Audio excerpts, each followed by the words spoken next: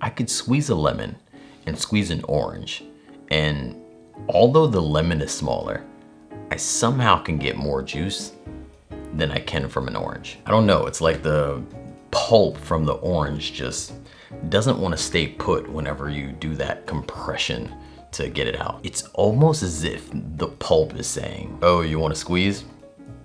How about I just get out your way? At the same time, you're like, oh, no, please, stay right there. A great kitchen gadget here would be like one of those squeezy clampy doos, or that grindy deal. Please don't type grindy deal or squeezy do into Google.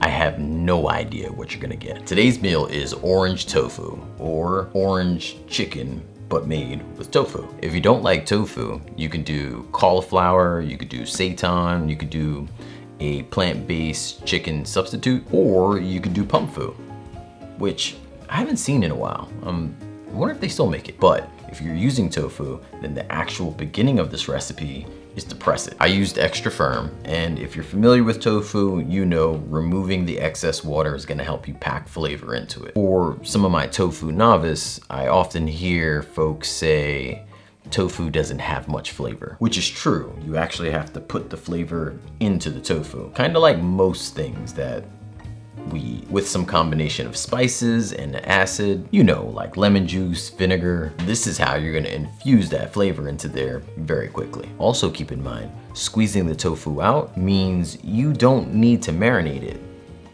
which will save you a ton of time. Out of the items we're gonna use to add flavor into the tofu, there are some swaps you can make. For white vinegar, you could use apple cider vinegar or rice vinegar. For soy sauce, you could use coconut aminos. For cornstarch and sesame oil, you can use arrowroot powder and olive oil, or no oil. Once this thing's ready, you can like deep fry it and get like the absolute best crisp of your life. You could also get a really great crisp with shallow frying, air frying, or oven frying. That last one is also known as baking, just so I don't lose you. To make the sauce, there's really nothing to it.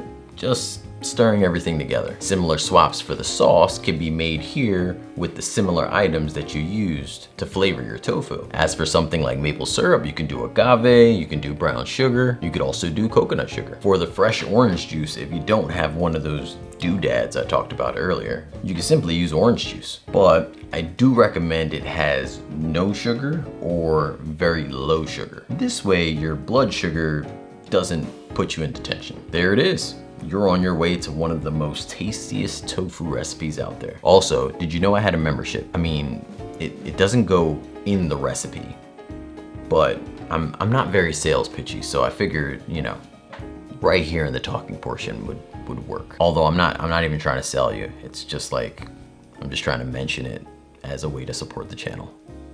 I hope this makes sense. This full recipe can be found linked in the description or at my website, makeitdairyfree.com. I appreciate you. Thank you so much for watching.